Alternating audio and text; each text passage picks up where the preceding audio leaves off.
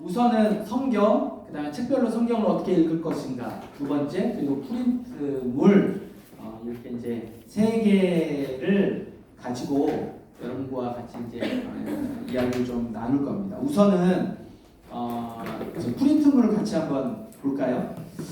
전체적으로 7월 큐티가 요한 서신입니다. 근데 이제 요한 서신이라는 표현이 약간 생소하실 수도 있어요. 요한 복음, 요한 계시록은 아는데 요한 서신이 뭐냐? 그게 이제 요한이 세 편의 편지를 보냅니다. 공동체. 그게 요한 1서, 2서, 3서예요. 그래서 요걸 요한 서신이다라고 묵습니다. 그래서 이제 요한 서신이 7월 큐티에 있고요. 그 다음에 이제 아가서가 7월 큐티 안에 들어갑니다. 그게 이제 3페이지 보시면 되고요. 그 다음에 이제 이사야서가 8월부터 10월까지 장장 3달에 걸쳐 진행이 돼요. 근데 그것도 이사야 39장까지입니다. 그래서 40장부터 66장까지는 아니에요. 그래서 오늘은 39장까지만 저희가 이제 같이 공부를 좀 할 거고요. 그 다음에 11월이 히브리서입니다. 히브리서도 굉장히 중요한 신학의 책인데 약간 낯서실 거예요.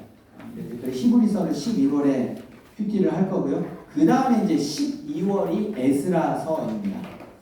그래서 6달 동안 하반기 큐티를 해갈 건데 아마 이 큐티 본문을 다 언급하는 건 조금 과부하가 걸릴 수 있으니 중요한 핵심 포인트들만 여러분과 같이 좀 나누고요.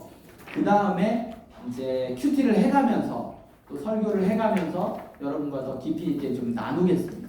그래서 오늘은 프린트물을 가지고도 조금 언급을 좀 할 거고, 그 다음에 성경 안에서 줄도 좀 칠 거고, 그 다음에 책별로 성경을 어떻게 읽어야 할 것인가 가지고도 좀 줄을 칠 겁니다.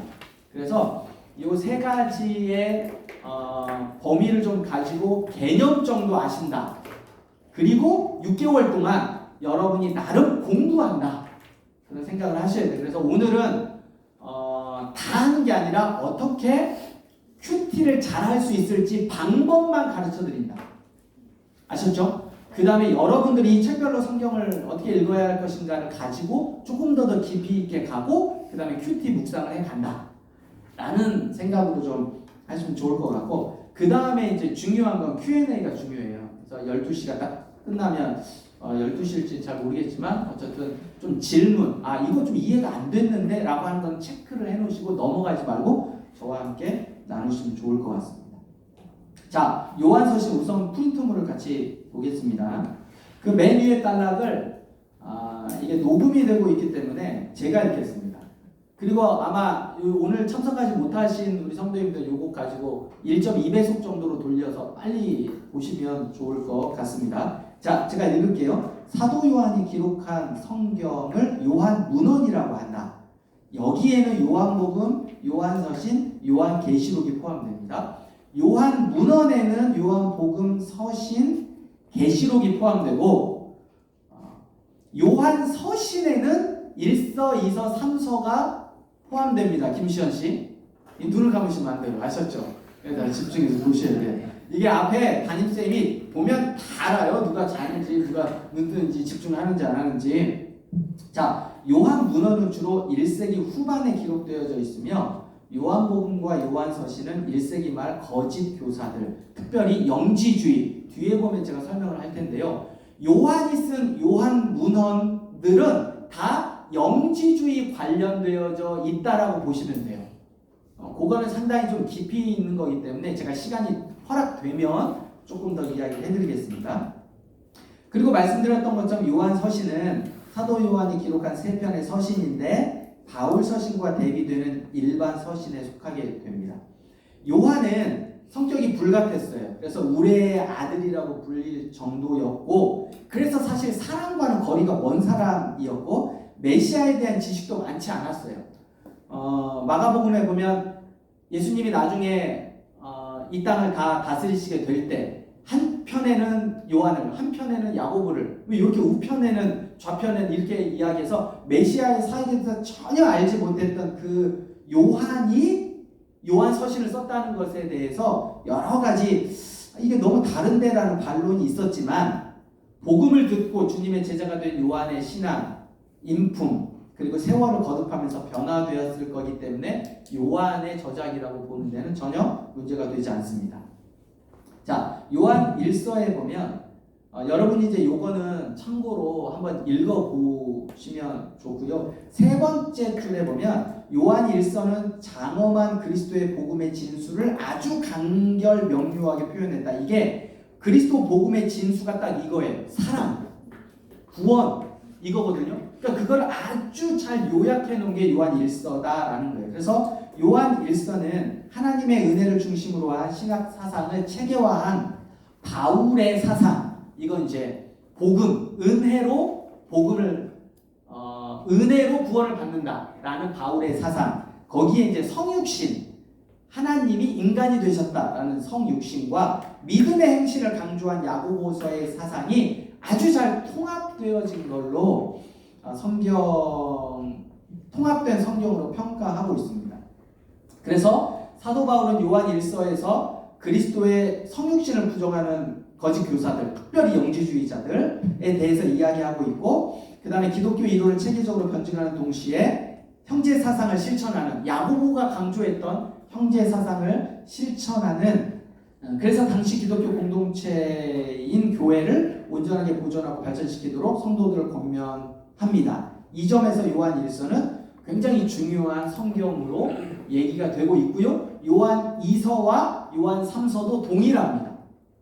동일해요. 근데 요한 1서와 2서와 3서의 차이는 요한 1서는요, 자기가 목회하던 사람들에게 편지 쓴 거예요.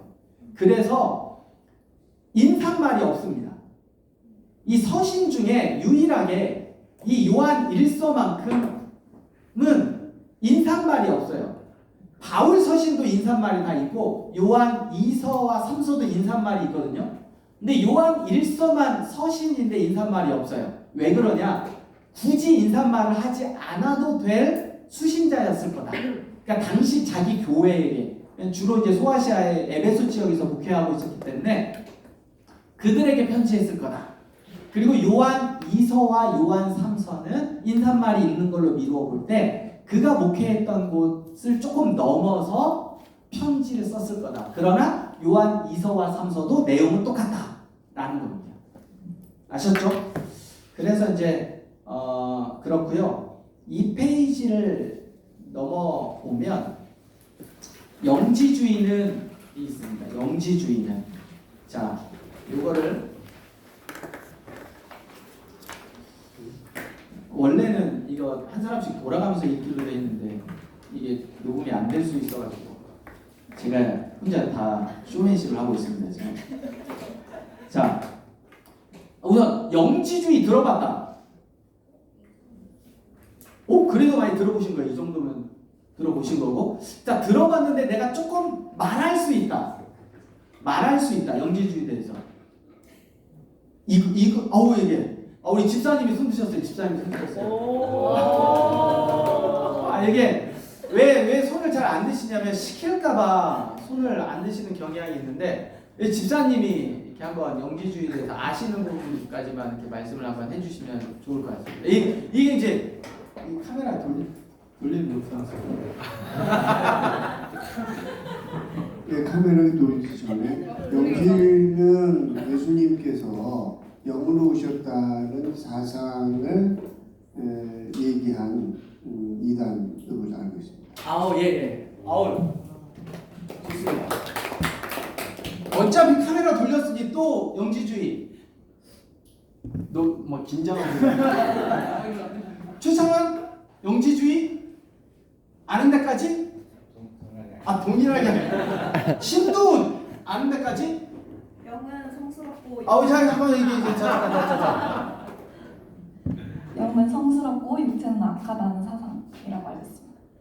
예. 그래. 집사님에서 한 단계 더 나갔죠, 그죠? 약간 청출어람이라고 보는 것 같습니다. 그 영지주의는 어떤 거냐면요. 이게 요한복음에도 영향을 미치고 아까 이야기했던 것처럼 요한 문헌에 다 영향을 미쳤는데 여러분이 한 번쯤은 들어보셨을 거예요. 플라톤 사상에 기반을 하고 있는데 당시에 소아시아 지역을 넘어서 헬라의 영향권에 있었던 모든 국가들은 플라톤의 영향을 받았거든요. 헬라 사상의 기본인. 근데 플라톤의 사상의 가장 핵심이 뭐예요?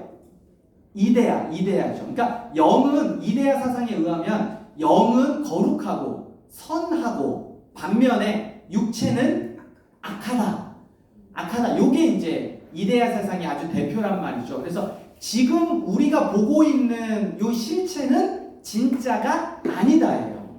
진짜는 어디에 있냐? 이데아에 있는 거죠. 그러니까 지금 보고 있는 건 다 거짓이고 그림자고 뭐 이런 게 이제 기본입니다. 그러니까 그 사상이 굉장히 편만하게 당시의 사상의 주류를 가지고 있으니 그러다가 이제 예수를 믿게 된 헬라 사람들이 교회에 들어오게 되다 보면 뭐가 문제가 돼요? 자, 영은 거룩하고 육체는 악하다. 영은 선하고 육체는 악하다라는 그 플라톤 사상이 교회로 들어오면 문제가 뭐가 되냐고요? 예수님이 성육신에서 왔는데 네. 육체 사람 근데 문제. 자, 예수님은 어떤 존재예요?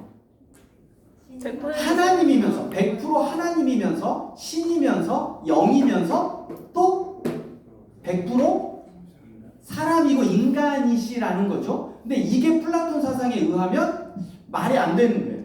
그러니까 예수님이 하나님이라는 게 말이 안 되는 거예요. 이게.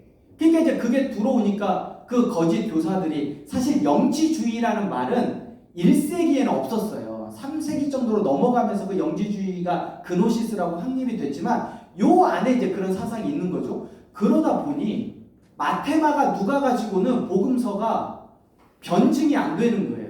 왜? 이 마테마가 누가의 공간복음 예수님이 인간이셨던 것에 집중하니까. 그러다 보니 요한이 요한복음을 쓸 수밖에 없었어요. 왜? 예수님은 영이시고 예수님은 하나님이시다라는 것을 요한복음은 단도직입적으로 얘기하고 태초에 말씀이 계시니라 이 말씀이 하나님과 함께 있었으니 이 말씀은 곧 하나님이시라 이렇게 이야기하면서 그러니까 이제 요한복음을 쓸 수밖에 없었고 요한 1서, 2서, 3서도 마찬가지였죠. 당시의 교회는 무슨 문제가 있어요? 예수님의 성육신에 대해서 굉장히 부정적이고 의심했다고요. 하나님이 악한 육체 속에 들어오셨다? 이게 말이 안 되는 상황이 되니 요한 1서, 2서, 3서가 그것을 변증하는 상황이었고 영지주의가 나중에 들어가다 보면 어떻게 되냐면 육체는 악하기 때문에 육체를 마음대로 써도 아무런 꺼리낌이 없어요. 이게 어떻게 가냐면 여러분이 이제 세계사 시간에 약간 그 세계 철학이나 이런 걸 좀 배워보면 쾌락주의로 빠져듭니다. 에피쿠로 무슨 학파 이렇게 이제 철학주의로 빠져들어요. 그 하나가 나오고 그 다음에 또 하나는 금욕주의가 나옵니다. 육체를 위해 아무것도 해주지 마. 육체는 어차피 악한데 그 육체를 위해 수고하고 노력할 필요가 없어. 그래서 금욕주의로 가요. 이게 이제 당시 중세에도 굉장히 많이 영향을 미치죠. 금욕주의로 가든지 쾌락주의로 가든지 이게 고린도전서로 넘어오거나 바울서신으로 넘어오면 바울이 뭐를 이야기하냐면 근친상간을 이야기해요. 고린도 교회 가장 큰 문제 중에 하나가 근친상간이에요. 그리고 교회 안에도 보면 바울서신 안에 굉장히 많은 부분 속에 음행하지 마라. 근데 그 음행하지 마라가 교회 밖에 있는 사람에게 얘기하는 게 아니라 교회에게 이야기하는 거예요. 교회 안에서요. 음행이 너무 빈번한 거예요. 왜? 그들 안에 이 생각이 있는 거예요. 어차피 육체는 그렇게 잘못을 해도 내 안에 죄의식이 없어.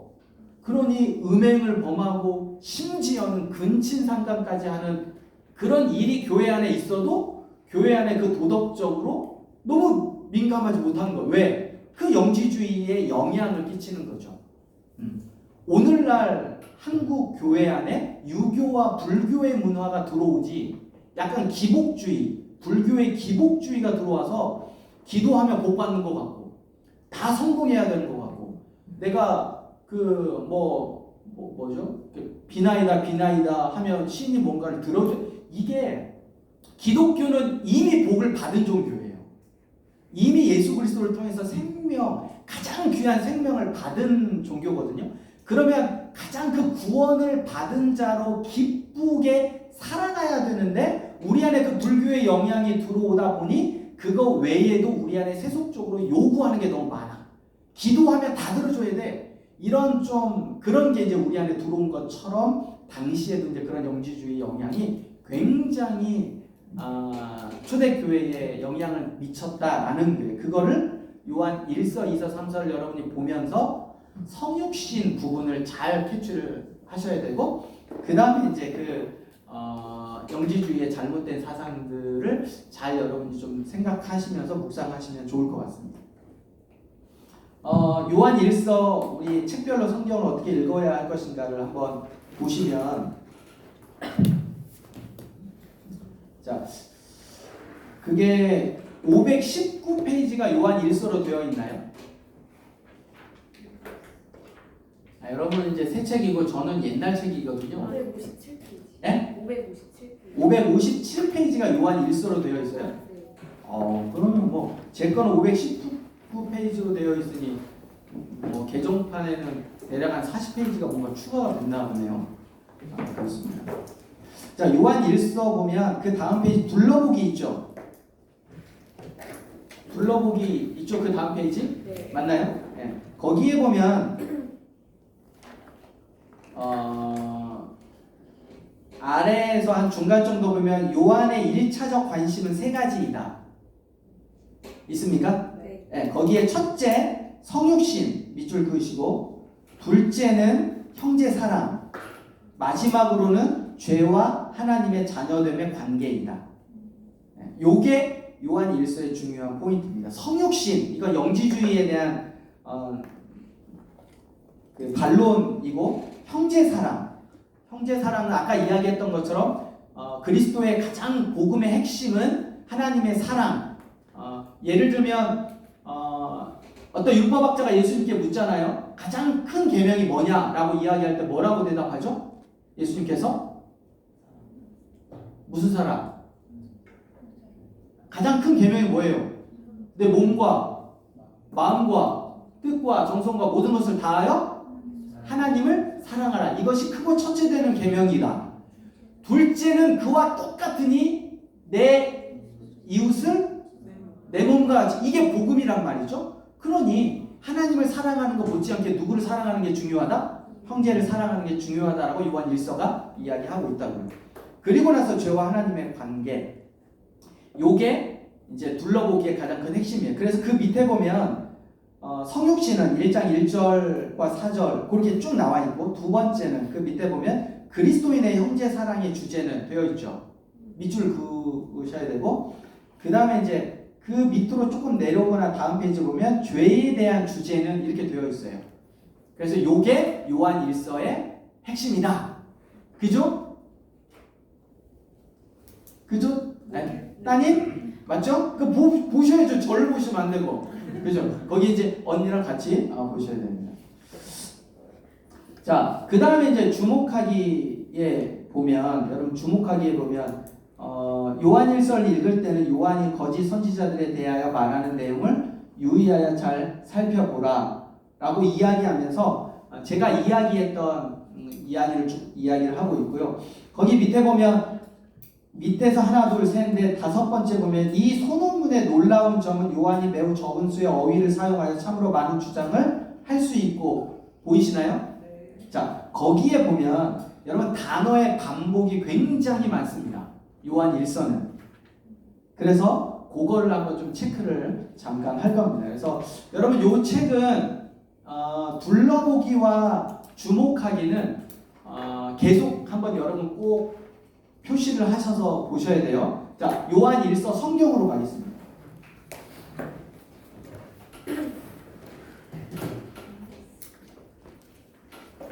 자, 요한 1서는 세 가지다. 뭐와 뭐다? 성육신, 형제사랑, 죄와 하나님의 관계 요 세 가지다. 그죠?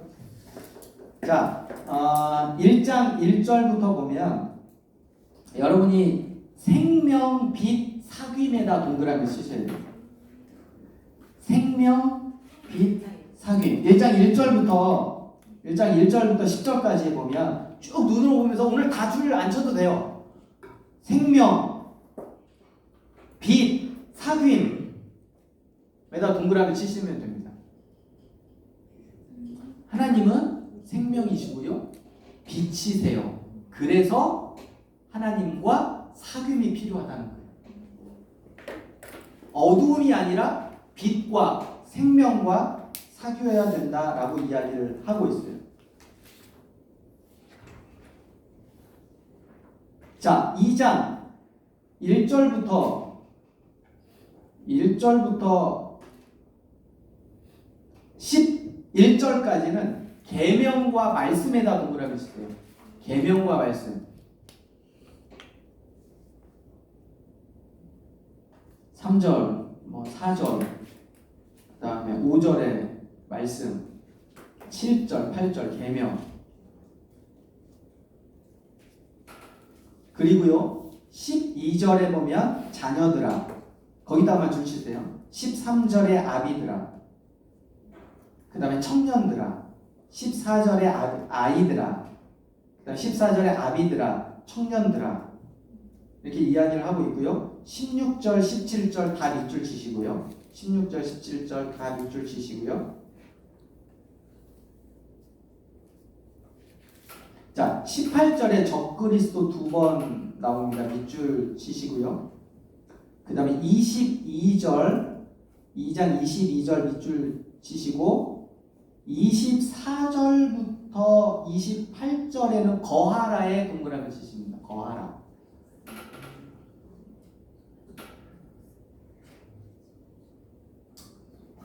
뭐라고요? 18절부터 네. 18절 적그리스도 2번, 22절 밑줄, 24절부터 28절까지는 거하라에 동그라미 치시면 됩니다. 그 다음에 3장은 이제 형제 사랑입니다. 그 앞에도 분명히 나오지만 13절부터 18절까지 형제에다 동그라미를 치시고요. 18절은 통째로 밑줄 그으시면 됩니다. 자, 요거 나중에 또 보시면 되니까 제가 빨리 진행을 해 가도록 하겠습니다. 4장 7절부터 이것만 칠 수가 없는데 4장 7절부터 7절 8절에만 사랑에다 동그라미 치시고요. 나머지 4장 전체는 다 사랑에 대한 겁니다. 그리고 20절 밑줄 보세요. 20절. 누구든지 하나님을 사랑하노라 하고 형제를 미워하며 거짓말하는 자니, 이렇게 이제 되어 있습니다.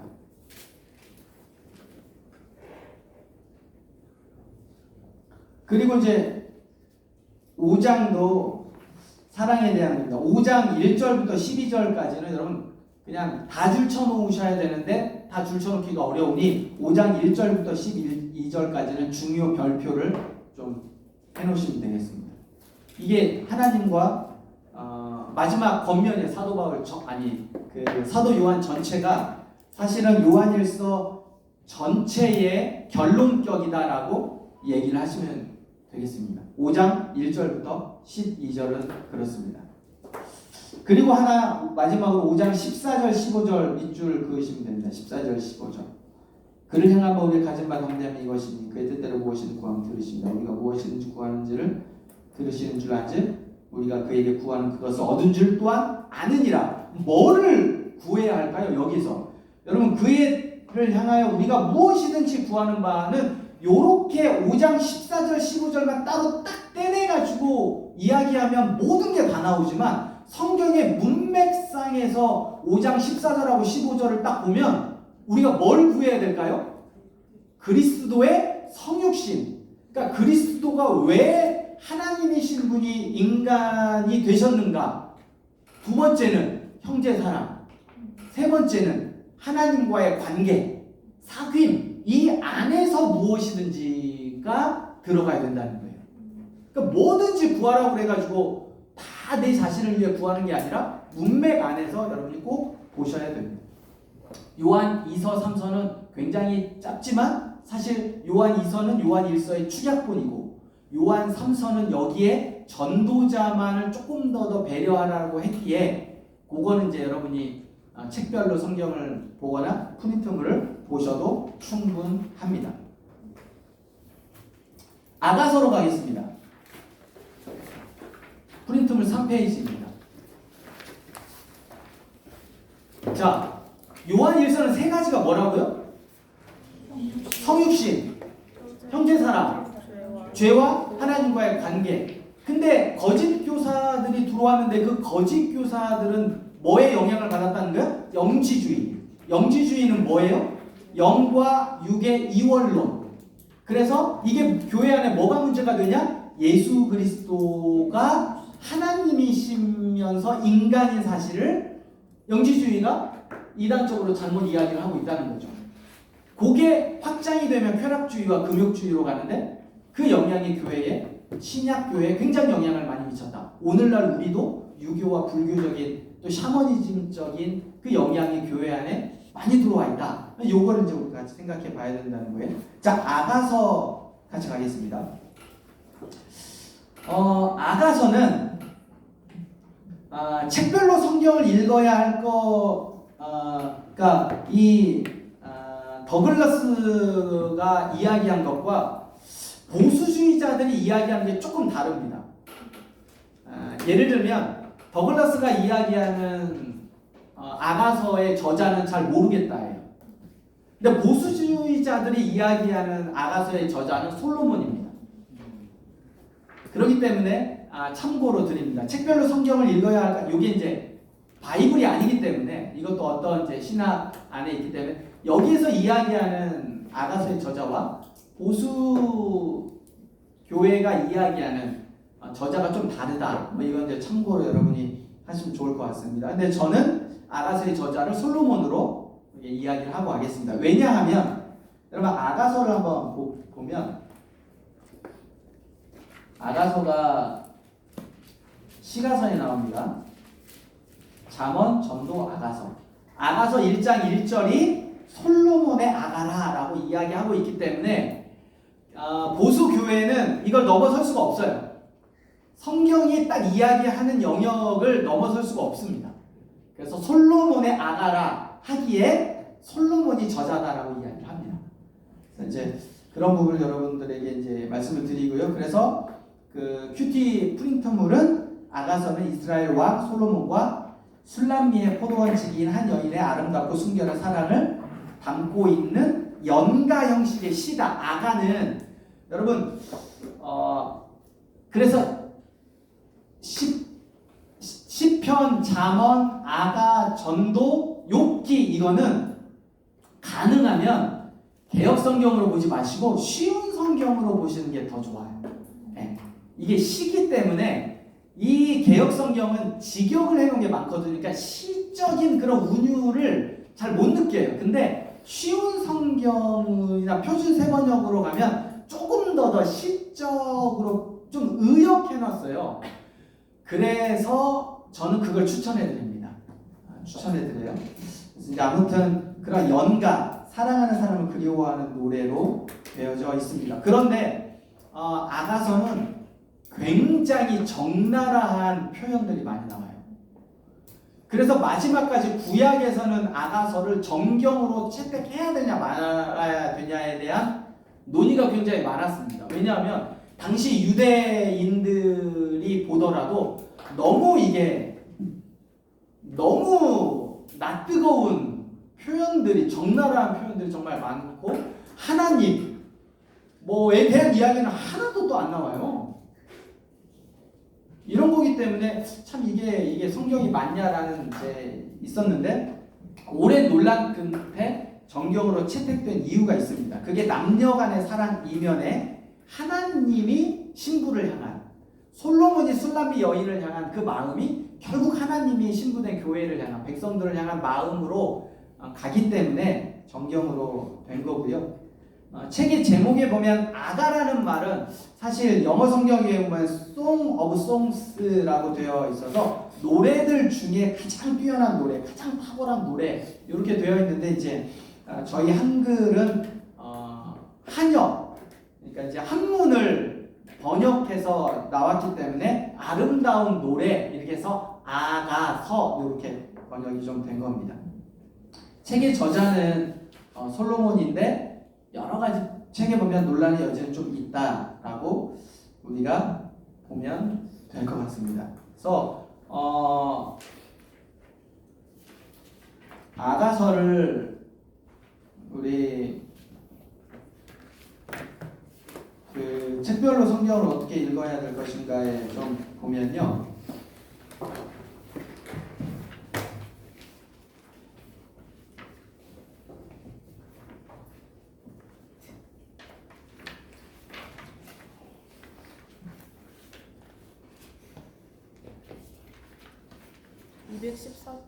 몇 페이지예요? 214. 214페이지. 자, 맨 처음 주목하기만 한번 보겠습니다. 주목하기. 자, 주목하기 첫째 보면 아가서를 제대로 읽기 위해서는 아가가 기본적으로 세 사람의 목소리로 우리에게 전달되고 있음을 반드시 인식해야 된다. 그래서 여기 보면 전체적으로 주도적 역할을 하고 있는 여인, 그리고 특별히 그 여인의 아름다움과 그녀를 향한 자신의 사랑을 노래하고 있는 남자, 그리고 예루살렘 딸들이라고 불리는 세 여인의 친구들, 요렇게 되어 있어요. 그러니까 더글러스는 주인공이 세 명이다. 그리고 그게 솔로몬이 아니다, 아닐 수 있다라고 얘기하고 있다는 거예요.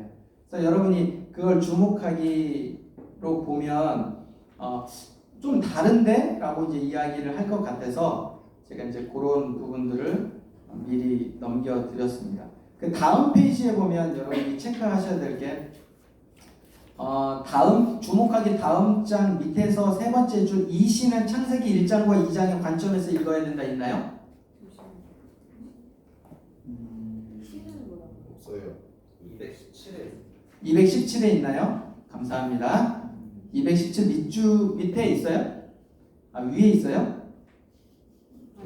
위에서 두 번째 줄에 네, 그렇답니다. 이 시는 창세기 1장과 2장의 관점에서 읽어야 합니다. 그래서 그 밑으로 쭉 여러분 읽으시면 됩니다. 그 밑으로 주목하기를 쭉 읽으시면 됩니다. 그래서 제가 이 책 아까 이야기했던 것처럼 더글러스는 주인공을 솔로몬으로 보지 않는다. 근데 보수 교회는 솔로몬으로 본다. 왜? 말씀에 그렇게 나와 있으니 라고 생각하시면 되고 아가서는 넘어갑니다. 혹시 여기까지 질문 있으신가요?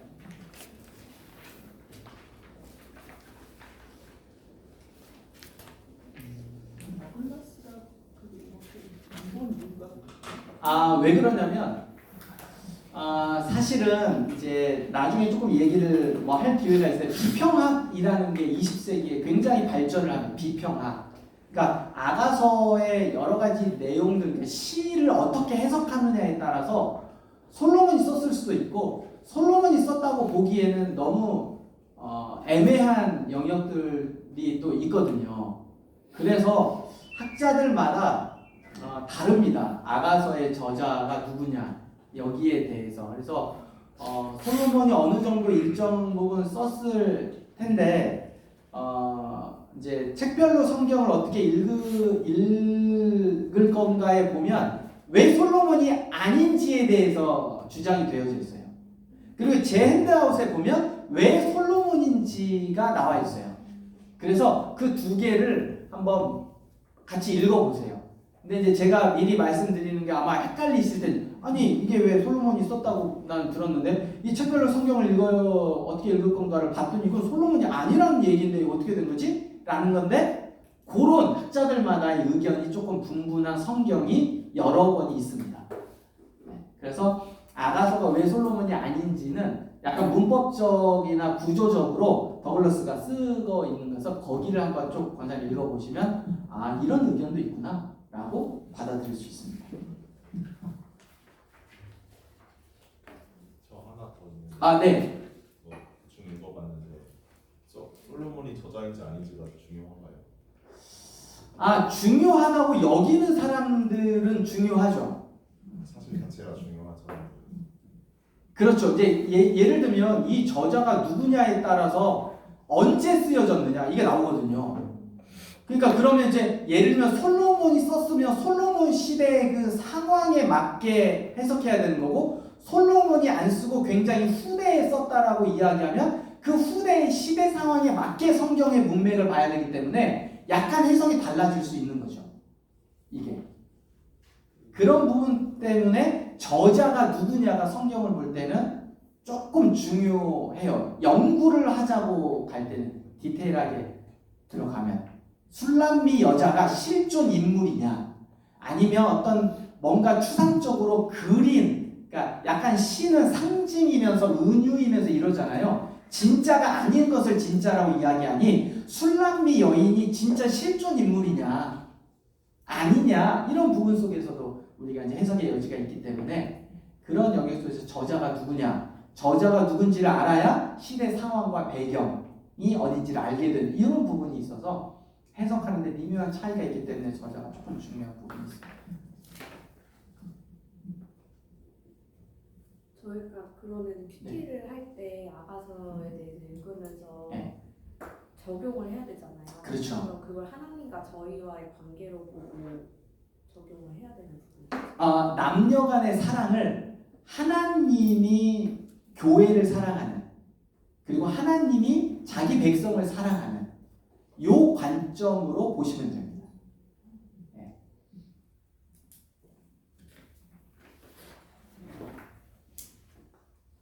그리고 시다라는 사실을 기억하셔야 돼요. 그래서 조금 더 풍성하게 여러분이 해석을 하실 수 있어요. 시는 조금 더 풍성하게. 그리고 아까 말씀드렸던 것처럼 저는 그거 추천해 드리거든요. 쉬운 성경을 사셔도 좋고, 쉬운 성경은 그 어플에 보면 한 6,000원, 7,000원이면 삽니다. 그래서 쉬운 성경을 어플로 사셔서 쉬운 성경을 같이 보시면 훨씬 풍성해요. 시가서는. 그거 추천해 드립니다. 자, 우선은 이사야까지만 한번 가다가 중간에 끝날 수도 있으니 이사야까지만 같이 한번 가보겠습니다. 이사야는 좀 같이 읽을 거리가 좀 있습니다. 그래서 5페이지에 보면 이사야 8월부터 10월까지 나와 있죠. 이사야.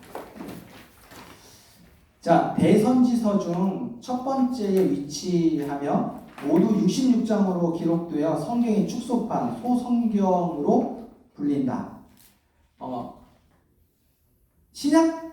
전체 성경이 몇 권이에요, 동환님? 66권. 근데 이사야는 66장.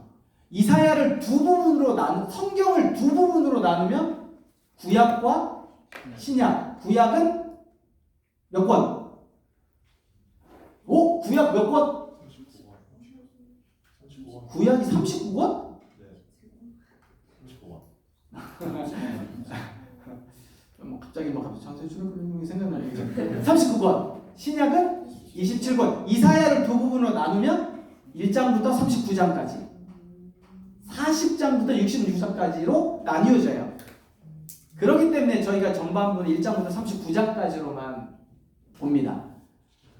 그래서 그 다음에 이사야가 신학적으로 가장 뛰어난 성경입니다. 신학적으로. 그러니까 신학이라는 건 뭐냐면 하나님에 대해서 나와 있는, 하나님에 대해서 이사야가 가장 폭넓고 이사야가 가장 많은 정보를 줘요. 누구에 대해서? 하나님에 대해서. 그게 이제 신학적으로 가장 풍성하고 가장 많은 성경이고, 그 다음에 이제 구약에서 신약 성경에서 가장 많이 인용된 구약 성경 2개 뽑아라. 그러면 이사야와 시편입니다. 그래서 신약에 지대한 영향을 주기도 하고, 그래서 여러 영역 속에서 보면 성경의 축소판, 소성경이라는 별명이 있다는 겁니다. 그리고 신약 성경의 시편과 함께 함께 가장 많이 인용된 성경이 이사야고요. 이처럼 그 중요성을 인정받고 있는 이사야를 한마디로 하면 하나님의 의와 하나님의 구원이라는 두 가지 주제로 집약될 수 있습니다. 자, 하나님의 의. 하나님의 의는 뭐예요? 옳음, 공의, 정의잖아요. 그죠? 하나님의 의. 근데 그 하나님의 의대로 살지 못한 누구? 이스라엘 백성. 그죠? 현진이가 뭐라고 얘기했을지 눈빛만 봐도 제가 알 것 같아요. 네. 의. 하나님의 의가 중요합니다. 그죠? 근데 그 하나님의 제가 하던 대로 하나님의 의답게 살지 못한 이스라엘 백성들. 그러니까 그 의가 중요한 하나님. 그래서 그 의로 인도하고픈 하나님. 그러나 그 의를 말 징그럽게 안 듣는 이스라엘 백성. 이 하나님의 의. 자, 두 번째는 뭐예요? 하나님의 구원. 그 의대로 심판하시는 하나님. 그럼에도 불구하고 그 심판 속에서 이스라엘 백성들을 사랑하고 구원하시는 하나님.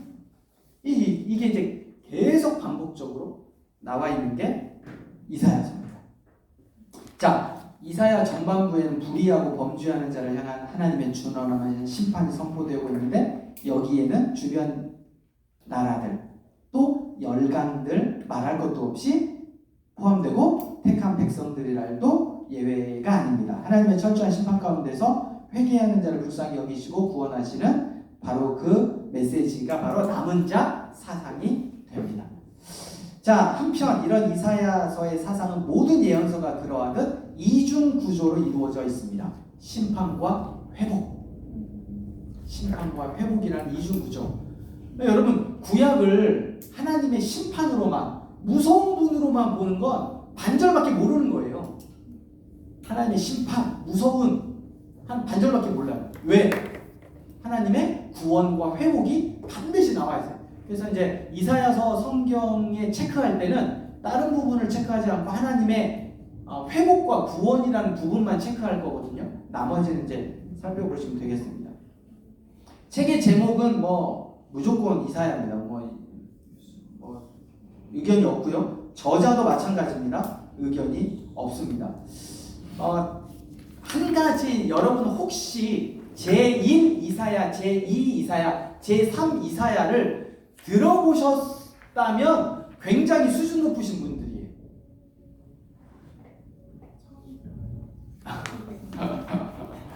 요런 게 이제 그 비평 시대에 둠이라는 신학적으로 굉장히 석학이신 독일의 신학자 둠이 이 이사야를 보니 이사야 1장부터 39장까지와 40장에서 55장까지와 56장에서 66장이 문체가 다 다르더라. 이래서 제1 이사야, 제2 이사야, 제3 이사야로 나누었어요.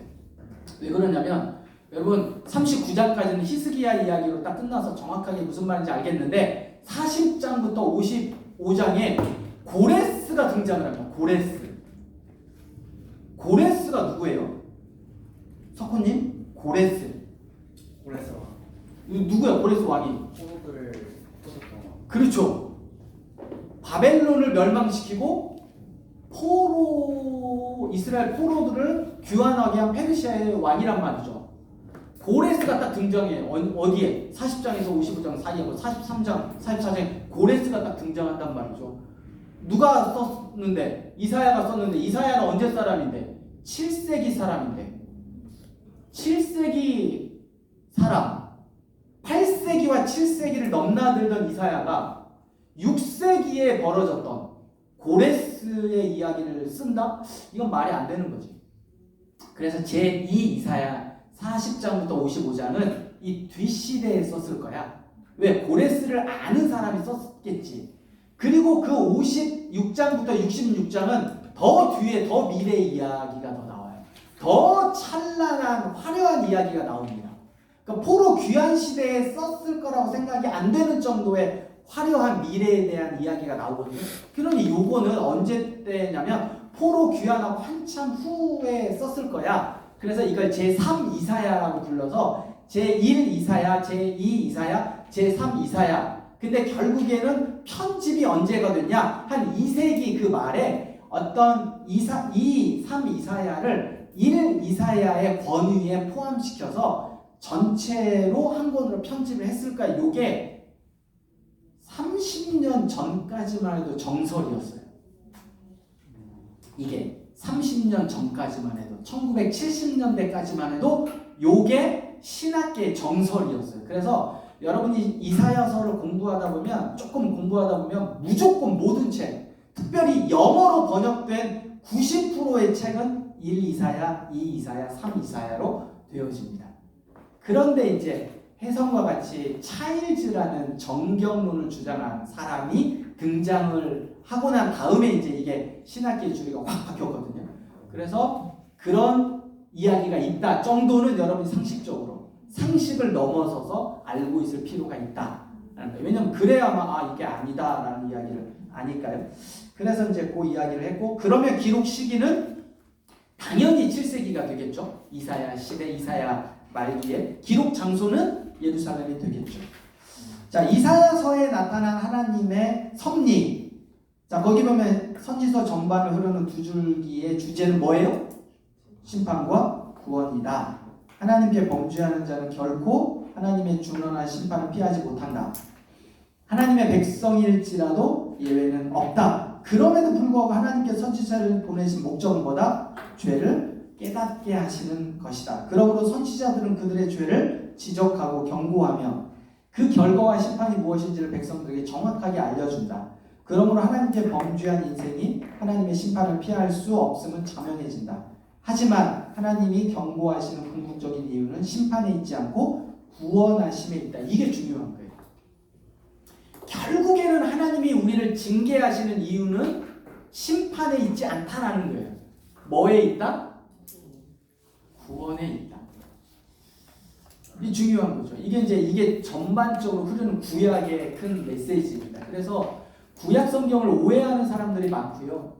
하나님을 오해하는 분들이 참 많아요. 하나님이 왜 나에게 이래? 하나님이 왜 이래?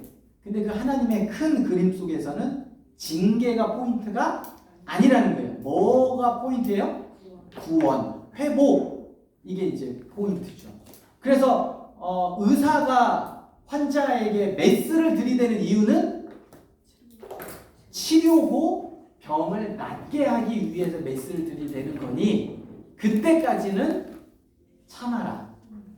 쉽게 이야기하는 그런 메시지가 신약 구약의 메시지가 됩니다. 자, 어떻게든 택한 백성을 죄에서 돌이켜 구원에 이르게 하시는 하나님의 거룩한 뜻이 있다. 이사야서는 줄기차게 이 두 주제를 넘나들며 백성들에게 하나님의 뜻이 무엇인지를 알려주며 여호와 하나님께 돌아오기를 권면하고 있다. 자, 또한 우리가 이사야서에도 놓치지 말아야 할 게 있는데 그건 하나님의 뜻과 섭리가 택함 받은 백성을 넘어 주변 이방 나라에도 적용된다는 것이다. 여호와 하나님의 통치는 팔레스타인을 넘어 전 세계에 미치게 된다. 단지 지역만이 아니라 시간 속에서도 하나님의 이런 섭리는 신약 시대를 살아가는 우리에게도 변함없이 적용된다. 이를 위해 메시아이신 예수께서 오셨고 또 머지않아 장래에 다시 오실 것이다.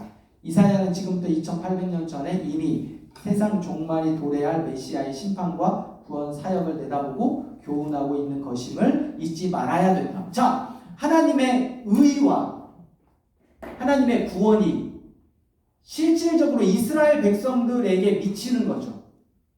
그건 당연합니다. 근데 그것을 넘어서 오늘 우리에게는 어떻게 적용될 건가? 똑같이 적용된다는 거예요. 똑같이. 그러니까 우리가 이스라엘이 되는 거죠. 우리가 선지자들을 통해서 끊임없이 말씀하시는 하나님의 말씀에 응답할 거냐, 응답하지 않을 거냐. 이게 이제 오늘 우리에게도 동일하게 지역을 넘어 적용된다는 거죠. 그러면 예를 들면 우리만 아니죠. 우리를 넘어 누구에게도, 세상 사람들에게도 성공한 것 같은데 아주 강력한 아수르, 아주 강력한 바벨론 성공한 것 같고 그 나라에 빌붙어서 살아가는 수많은 거짓 선지자들, 왕족들, 그 사람들에게도 동일하게 선포되듯이 오늘날도 마찬가지죠. 세속적인 성공과 예를 들면 지위와 명예를 가지고 있는 사람들에게도 동일하게 이사야의 메시지는 그 시대나 오늘 우리 시대나 동일하게 적용이 되어진다는 거예요. 그래서 이제 그걸 내가 어떻게 적용해 갈 건가, 이게 굉장히 중요한 포인트가 될 것 같습니다.